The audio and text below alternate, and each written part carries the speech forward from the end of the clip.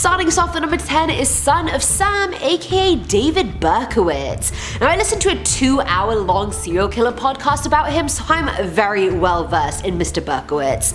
Anyway, David was one of America's most notorious serial killers. He was active between 1976 and 77 and killed 6 women and wounded 7 others in failed murder attempts. His moniker came from his neighbor's dog Sam, who he hated more than anything. Believe me, in the podcast it talked about how much he hated the dog for at least 15 minutes. Like, come on, the episodes aren't that long. He then claimed the dog was possessed by a 6,000-year-old man called Sam who told him to kill people. David was adopted a few days after being born, and his adoptive mother told him his real mother had died during childbirth, which wasn't true, but that caused him to hate himself growing up.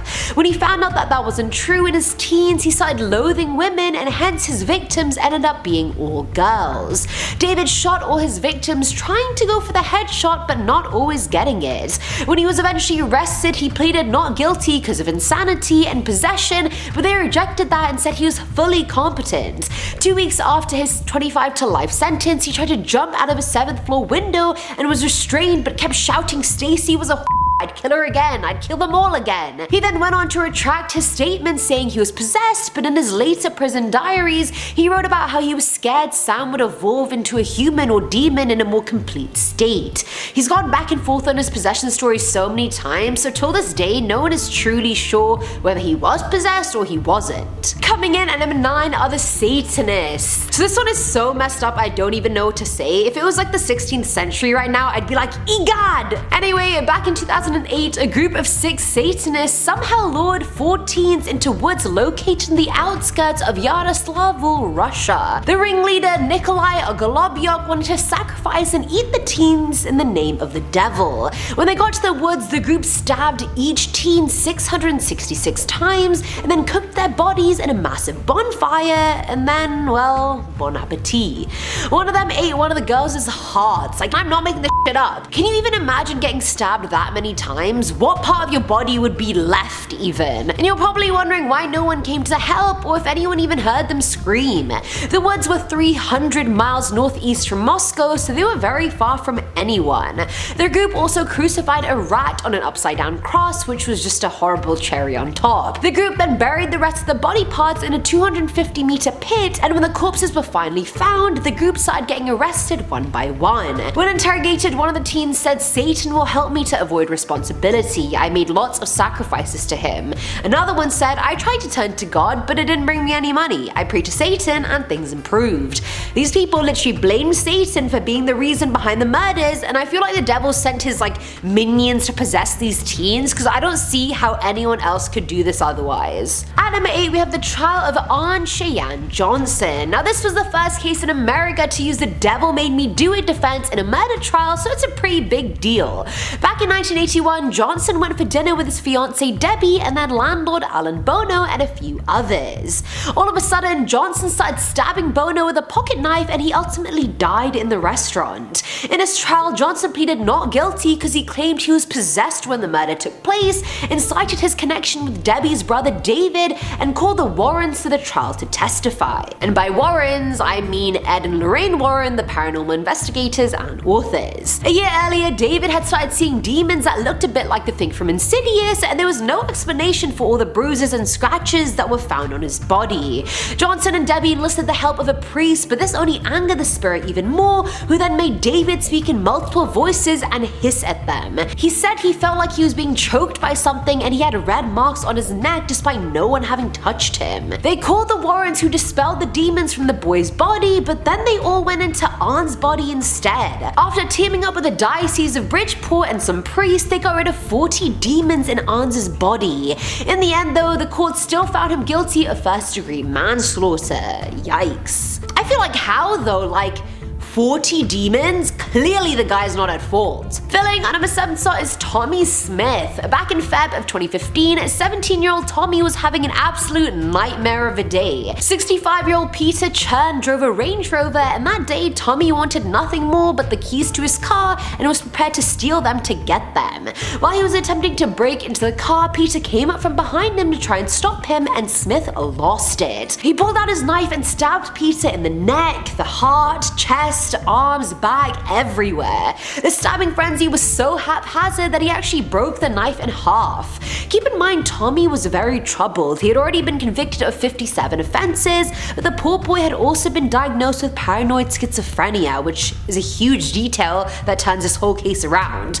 The next year, Tommy went on trial for attempted murder, and he pled insanity and claimed a demon had possessed him the day of the incident. And I don't know if he was possessed, but I do know that mental disorder can really make you believe horrible things that aren't real. The court didn't believe him, but because of his diagnosis, he was cleared for murder but convicted for burglary and bodily harm. Guys, the miraculous part of all of this is the fact that Peter actually survived. He was sat in that courtroom with one eye, watching his assailant be sent to a mental hospital for the rest of his life. Peter, you were a trooper. Now at number 6 is The Couple. So back in 2002, Danielle and Manuela Reda, a self-proclaimed Satanist couple, did something horrible. The couple had traveled to Scotland and England and learned about the occult and Satanism there, and that's when things started going wrong. The couple chose their friend Frank Hackett to sacrifice since he was quite funny, and they thought he'd be hell's perfect court jester. Wow, not a good time to be funny. They proceeded to stab him 66 times during the ritual and were wearing very over-the-top costumes. Daniel claimed the couple wasn't responsible for the murder since they were simply acting on the devil's orders, which were kill, sacrifice, bring souls. Apparently Satan had been watching the incident take place and was just stood there smiling. News of the murder only came after Manuela sent a letter to her mum saying, "I am not of this world, I must liberate my soul from the mortal flesh." Manuela, what the hell does that mean? Are you Satan immortalized? Either way, the couple was convicted and found guilty, so that's that. Coming in at number 5 is Dorothy Talbye. So this may be one of the earliest American cases of trialing an insane person, if not the earliest one. Back in 1638, Dorothy Talbye was known as a polite, respectable woman, part of the Salem church, had a 3-year-old daughter, was quite trustworthy. But slowly, over time, she started becoming depressed and would burst into fits of anger and violence. Dorothy became delusional and tried to kill her own husband at one point, and during another fit, she refused to eat meat because God had apparently told her that meat was from Satan. Eventually, after refusing help, she was cast out of the church and bound to a post and whipped until she changed her way of thinking. The woman was possessed by some demon or another because then in November of that year, she killed her daughter Difficulty by breaking her neck. Yes, her name was Difficulty. We don't need to joke about that, even though I've made many jokes in my head. We don't joke about the dead. Now, Dorothy confessed at her trial after being threatened to be stoned, but keep in mind, back then there was no difference between criminal behavior and insanity. Law was more biblical, so the punishment for murder was death. An eye for an eye. Puritan Governor John Winthrop said death was the only way for her since she was possessed by Satan himself. At number 4 is Michael Taylor. This one is a bit gruesome, so prepare yourselves, people. Michael Taylor became known after the Ossett murder case. He lived in Ossett with his wife Christine, and both belonged to a Christian fellowship group. Slowly but surely, Michael started displaying erratic and socially distant behavior, which is never a promising sign, is it? That's never good. In one meeting at the church, Christine accused him of cheating on her with the leader of the group, Marie Robinson, to which he reacted by verbally attacking her and Marie. His behavior declined further, and he admitted that he felt evil within him, and then it was decided he had to be seen by some priests. Well, go figure, you've gone a bit loony, mate. His exorcism took all night, and they managed to pull 40 demons from his body, but several still stayed inside him. After a long holy night, they sent him home hoping for the best, but then he proceeded to violently murder Christine by tearing her eyes and tongue out, almost tearing her face off completely, and then strangling the family poodle to death. What did the poodle do? Honestly, what did the poodle do? He was arrested after authorities found Taylor wandering the streets naked and covered in blood. During his trial, he pleaded insanity and was sent to Broadmoor for a while, but upon his release, he got arrested again for touching a teen indecently. So, all in all, Michael's life just hasn't been great. Filling at number 3 slot is Sean Sellers Part 1. So some people are really the spawn of Satan, and 16-year-old Sean is definitely his favorite child. So back in September of 1985, Sean murdered a convenience store clerk called Robert Bauer, while his best friend Richard Howard just stood there and watched. When giving his testimony during Sean's trial, he said Sean did it because he wanted to see what it feels like to kill somebody. Okay, Robert, and you just sat there and watched? You just let him act on that and let him kill someone? You were the friend your parents asked, like, oh, would you just follow them if they jumped off a cliff? You are that friend who jumps off the cliff. Idiot. Now the following year in March, Sean went on to shoot his mum and stepdad to death with a handgun and did so in his underwear so blood wouldn't get on his clothes. He staged the whole thing to look like an intruder had done it, but we know by now that these setups always get exposed. And thus, that was very much the end of Sean's free life. But just think about this. A lot of factors led to Sean ending up the way he did and his instability. His mum Vonda was 16 when she had him, and his dad was an alcoholic who then abandoned the family when Sean was only 3. He was physically by his mum and granddad constantly while growing up, and his uncle would always make him wear his dirty diapers on his head. His mum then married a truck driver named Paul to try and bring some stability into everyone's lives, but that really didn't help. By the time Sean was 16, the family had moved cities over 30 times. But wait, there's more. Now at number 2 is Sean Sellers Part 2. Now apparently while he was in high school, he drank his own blood during satanic rituals. He said flying demons were influencing him, and he brought the satanic Bible to every single one of his classes. He even wrote this in his own blood: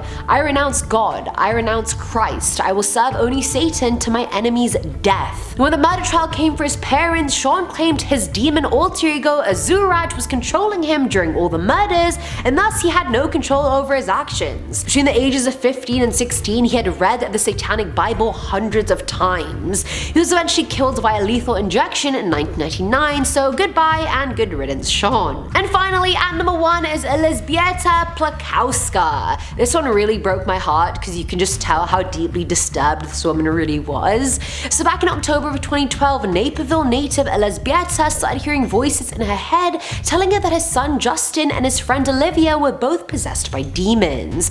The voice kept telling her that killing them was the only way to salvation, so she did it. Olivia was spending the night at their house, and so she went and stabbed Justin 100 times and Olivia 50 times. She didn't just kill them, she killed the family dog and Olivia's dog too. And simultaneously, she herself was apparently possessed by some black shadow entity, and she actually told police it was an unknown stalker that had killed the two. When she finally went to trial, she pled not guilty due to insanity, and her defense team claimed she had had a psychotic break the night of the terrible events. In the end, she was sentenced to life for the 2 murders and 1 count of animal cruelty. Like, I get the voices were telling her that the kids were possessed, but they said nothing about the dogs, so why would she kill them? Just let them free, open the door, let them run away. Number 10, Jason Brian Dalton. Some people think that demons and possession usually happens at a crossroads or maybe even with a Ouija board, but this is the 21st century. Jason Brian Dalton blamed it on his phone. He was an Uber driver, and on the evening of February 20th, he used a weapon to take the lives of multiple people. Dalton said that when he opened up the Uber app, he was presented with the symbol of the Eastern Star, which represents God on Earth. But apparently it wasn't God communicating with him through the phone, as he says that an image of the devil's head appeared on his screen, which he describes as looking like a cow with horns. He said that from that night he could barely remember anything, except that the devil would apparently tell him where to go and whose lives to take, saying that it was like the devil completely took over his body and mind. Then when police apprehended him, he said that the screen on his phone went from black to red, and that the devil was no longer in control after that point. Number 9, Arnie Johnson. It's impossible to go through any discussion about this topic without talking about this one specific case, and I'm sure you were all expecting to hear it, so let's get it out of the way. In 1981, a man named Arnie Johnson killed his landlord, and the events went on to inspire the movie The Conjuring: The Devil Made Me Do It. Before the night of the crime, Arnie's fiance's brother appeared to become possessed by the devil, speaking in strange languages, and his eyes house turning black, among other things. As time went on, Arnie would start taunting the demon, telling him to leave the brother alone and take him instead. He then went to investigate a spooky well and supposedly saw a demon, who took over his body and committed the crime. When he went on trial, his team pleaded not guilty by reason of demonic possession. A pretty bold move. Of course, the judge didn't accept this and Arnie was sentenced, only ending up serving about 5 years before he was released and married his fiancée. Number 8. PAZUZU ALGARAD. In North Carolina, a man going by the name of PAZUZU ALGARAD was arrested after it was discovered he had been burying bodies of his victims. He had taken on the name PAZUZU in reference to the demon from The Exorcist, and had even undergone some strange body modification, making his tongue forked and sharpening his teeth. If that's already not weird enough for you, the man who was at the property when the bodies were discovered had a lot to say about ALGARAD. He said that the man was possessed by demons and that they would take over his body about once a month, usually around a full moon. He described it as being very serpentine and said that the man's eyes would get glazy, saying it was like the inner part of the man would fade away. And he also said that ALGARAD would sacrifice animals once a month. The interior of the home was also terrifying, as the walls were apparently covered in graffiti and dark symbols, and the building was deemed unsafe for human life. Number 7. Pamela FORNETT. In Norfolk, Virginia, 2 police officers were called to the scene after receiving reports of a man screaming and yelling in the street, and it didn't end when they got there. The man apparently swore at the police and assaulted them, even biting one of the officers on the hand. Pretty strange, but I'm sure we've all bitten someone at some point, right? Well, it gets just a little bit weirder. A woman named Pamela FORNETT is apparently the wife of the man who had attacked the officers, and had apparently been begging them not to hurt him despite his actions. She said that her husband hadn't been in his right mind because he had been possessed by a demon. Pamela said that she had even managed to catch the demon on camera and knew that it had possessed her husband, saying, "I caught it on camera, a demon, it really was, so I figured that's what got him." Unfortunately, I couldn't really find much more information on this other than the original report, so we may never know just what Pamela actually saw that day. Number 6. Tommy Smith. In February of 2015, a young man named Tommy Smith saw a car that he wanted, and he wanted it bad. Instead of, say, saving up money and purchasing it, he instead decided to steal the keys from the 65-year-old man driving the car. But when the man wouldn't give in, Smith got angry, attacking him with a weapon so aggressively that he even managed to snap it in half. Fortunately, the elderly man was able to survive but suffered serious physical and mental damage as a result. When Smith went on trial for the attack, he said that he had started suffering from hallucinations a few weeks before the crime took place, and had actually been possessed by a demon at the time of the attack. Similar to Arnie Johnson, the court didn't want to hear it and noted the young man's history of schizophrenia. He ended up being charged but didn't go to jail, instead being sent to a mental hospital until they saw fit for him to be released. Number 5. David BERKOWITZ. Throughout the 1970s, a man named David BERKOWITZ terrorized New York City.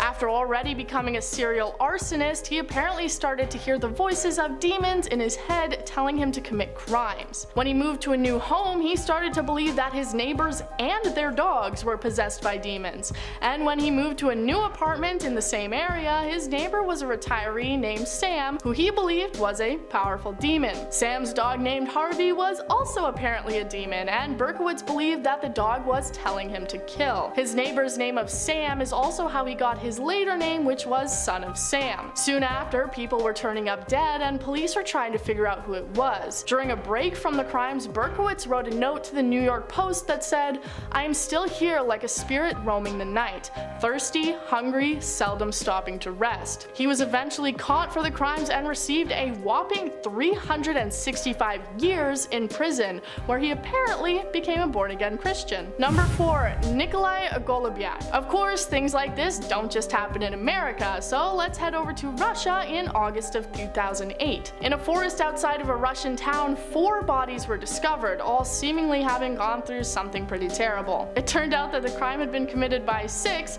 self-proclaimed Satanists, the group being led by a man named NIKOLAI. They believed that human sacrifices were required to please Lucifer, or the devil, and the crime had been a part of an initiative initiation ritual. The bodies had been discovered only 250 meters from Nikolai's own home, and one of the bodies had a sheet of paper that contained 101 rules of the Satanists. The young man received 20 years in prison, while the rest of the members of the group received various different charges ranging from 8 to 10 years. This isn't the first time that a crime has been committed for the sake of a ritual or cult, and it certainly won't be the last. Number 3. KODY LOTT. Over the years, men have been known to do crazy things over unrequited love, and this story is especially tragic. Two young women were walking down a footpath in September of 2016 when they were approached by a man in a car. That man was named KODY LOTT. He then attacked both the girls with a weapon, only one of them surviving the event. At his trial that took place 2 years later in 2018, LOTT claimed that he had actually spoken with the devil, and that the devil had even helped him to plan the attack, saying it was due to one of the girls having a boyfriend and his own frustration over not having been able to find a romantic partner. Due to these claims, he was found mentally unfit to stand trial and sent to the maximum security unit of a Texas mental hospital. After he was released and was able to stand trial, he was sentenced to life in prison. Oddly, his parents then sued the state of Wichita to get the weapon used in the crime back, saying it had been stolen from their apartment, so I guess it was pretty important to them. Number 2. Luis Zambrano.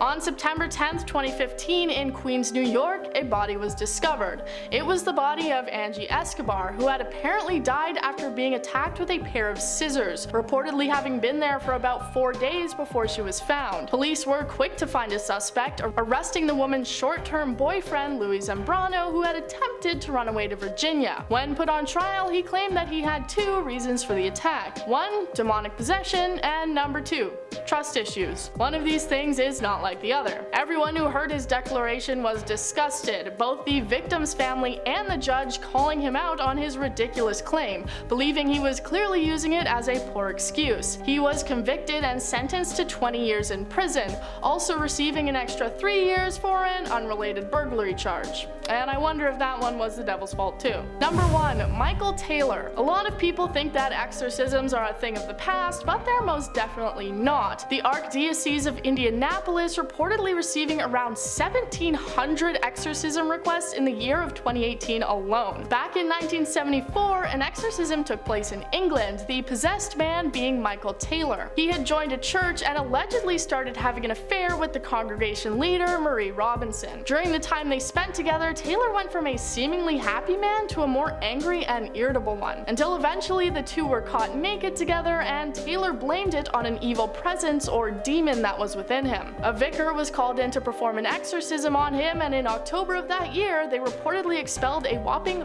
40 demons from his body. Despite them believing that there were still 3 evil demons inside him, they let him go on his way. And only a few years later, he was found covered in blood, and he said it was the blood of Satan himself. Well, it was actually the blood of his wife, him having taken her life. Taylor was put on trial but was found not guilty due to reason of insanity. Number 10.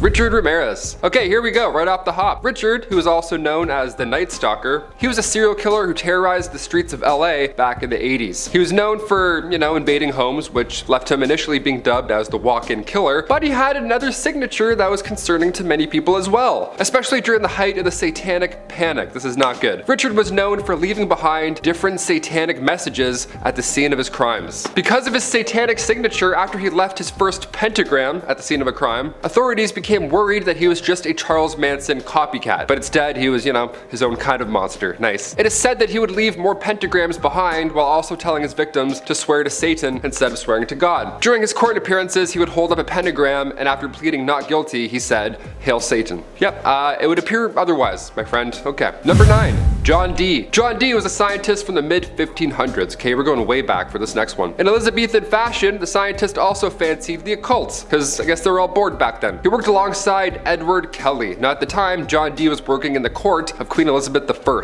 To show you what kind of role he played in, a functioning society, John Dee casted an astrological chart in order to determine when the queen should be crowned. Yeah, he was one of those guys. So cut to 1581, both John Dee and Edward Kelly both claimed to communicate to the other side via via crystal balls. Eventually the town wasn't cool with this guy speaking to angels or demons, because yeah, surprise, surprise, not everyone's on board with that, what'd you know? So the Queen sent him to Manchester. She's like, get out of here. But when he arrived, he was warden. He was warden of Manchester Collegiate Church. John Dee refused to be part of exorcisms, but a table with an odd demonic bird mark found afterwards. So he's been busy, it seems. This mark is said to be from the hoof of the devil when John Dee summoned him. The British Museum still has John's demonic obsidian mirror if you want to take a peek yourself and see, you know, how those curls are doing. Number 8, Jeffrey Dahmer. Jeffrey is one of the most well-known serial killers, with his crimes taking place from 1978 all the way to 1991. His crimes are far too brutal to really get into, but he's known for taking the lives of 17 different people. Now at his trial, not only did he plead not guilty, but his attorney had some interesting words for the court. His attorney stated that his bloody pattern had caused him to believe that he was the devil, which was intended to, you know, bolster his insanity plea. His attorney said that he became enamored, overwhelmed, even caught up in the character from the movie The Exorcist 3. Yeah, said character was Satan. Yeah, if you're thinking, oh, which one? Is it the neighbor? No, the devil. Not only was Jeffrey found to be sane and ended up being sentenced to multiple life sentences in prison, of course, but not too long after his sentence started, he was killed by a fellow inmate. Number 7, Louis Garavito. Louis gained a nickname from the media called the Beast, so that's gonna tip you off of where this one's gonna go. Louis is said to be one of the worst serial killers of all time, and it's believed that his victim count is somewhere in the 300s. That is brutal. Now, he's confessed to 147 crimes, and he was found guilty on 139 of them, which puts his sentence at 1,853 years. But here's the thing. His trial took place in Colombia, of course where he lives, and there's a law there which puts the maximum sentence to only 30 years. So yeah, he shaved a couple hundred off of that, I guess. He was sentenced in 1999, so you can do a little bit of quick math there. And according to Louis himself, he committed these crimes because he had made a deal with the devil, and he explained that a satanic ritual was involved in all of his crimes. Number 6, H.H. Holmes. He's considered America's first serial killer, and he was especially gruesome. H.H. went to medical school, and shortly after finishing, he began killing people in order to steal their property. He built himself a huge, horrifying house that he had built to include things like secret passages, trapdoors, soundproof rooms, doors that lock from the outside with gas jets on the inside. He even had to kill him to cremate the bodies. Not only would he get close to women to take control of their finances and then, you know, ultimately kill them, but he would also require his employees to take out life insurance policies that named him as the beneficiary. It isn't exactly known how many victims he had, but it's thought to be somewhere over 200. He was sentenced to death when he was finally caught, and it's said before his execution, he famously said, "I was born with the very devil inside me." Number 5,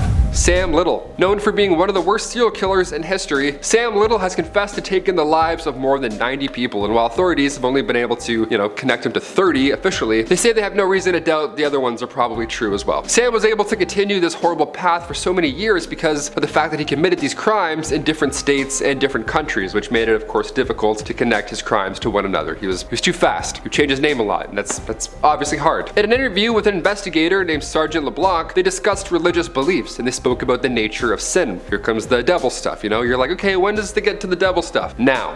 During the interview, of course, Sam stated he had no fear of God and even said that God made him this way, so why should he ask for forgiveness? He said that God knew everything he did, and he also allegedly told a few select people that he believed that he himself was the devil. Number 4, Ronald DeFeo. Moving on to another case that inspired more Hollywood horror. If you've seen the Amityville Horror, in some ways this should ring some sad bells. Although the movie adds a lot of paranormal aspects that was not present in reality. Or was it? No one's really sure. That's the main argument nowadays. Ronald was charged and convicted of taking the lives of his entire family. Last year he passed away in jail at the age of 69. After his passing, certain letters that he had written were released. Before his death, Ronald had given many different accounts of what happened on that fateful night, which has made it now impossible for anyone to follow or really understand how it happened. Ronald himself stated there was no demon. You know who the demon is. It's me.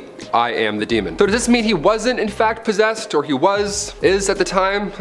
Somebody saying they're a demon certainly doesn't help their case. I don't know. Number 3, David Berkowitz. Also known as the son of Sam, David Berkowitz is a killer who again thinks that he works for the devil. Now this time, the real culprit for the horrible crimes was a demon who had taken the shape of a dog that belonged to his neighbor. That was the said demon that made David do it. He led authorities on one of the largest manhunts ever seen after this in New York, and in true twisted killer fashion, he left notes behind. Yeah, trying to be arrogant, thinking he would never get caught. You know, working at 9 to 5 in the underworld, you'd think there'd be more places to duck out and hide, but David was caught and convicted. He later admitted to making up the dog story, but he did say that instead he was a member of a violent satanic cult and his crimes were committed as part of that. Number 2, Arnie Johnston. This one's a little different because this person didn't claim to be from hell, but rather they had hell inside of them when they committed their atrocious crime, and it wasn't their fault. This trial was well known previously, but it's become, of course, more widely spread as it's the trial in the newest Conjuring movie. In 1981, Arnie Cheyenne Johnston killed 40-year-old Alan Bono in what appeared to have been just a simple argument gone wrong quickly and got more twisted and confusing. When it came to his defense for the crime, the devil made him do it. Yeah, just like the third installment in the Conjuring franchise, the title, Devil Made Me Do It, is in direct relation. That was his excuse. This was the first time in history now that possession had been used in an American courtroom as defense. Prior to this, Arnie had been at the scene of about 3 exorcisms that had occurred before this, alleged possession, and this is why there's so many people that believe him. At the end of the day, the jury in the trial decided to convict him of manslaughter. And finally, number 1, NICCOLO Paganini. We'll finish off this demonic list with the late Italian composer NICCOLO Paganini. This man knew how to play the violin, let me tell you that. Apparently a little too well, some would say. The 18th century icon brought romance to violin technique. He studied with many violinists over his life, but what really explains his skill is the fact that his mother made a deal with the devil when the lad was only 6 years old. NICCOLO leaned into these accusations and actually used it so people wouldn't mess with him anymore. They would be afraid of the violin composer, They're like, oh, we don't talk to him. He's like the Doctor Strange violin guy. He fights with music. Thinking back now, I'm like, yeah, I get that. Guy needed to invent romance via a violin. But what if he was? What if he was working for the devil the whole time? The musician passed away at age 36 and there wasn't a single church that would take him. It's pretty rude, but also it's understandable. We'll use your music at the funeral, but we're not gonna bury you. Thanks.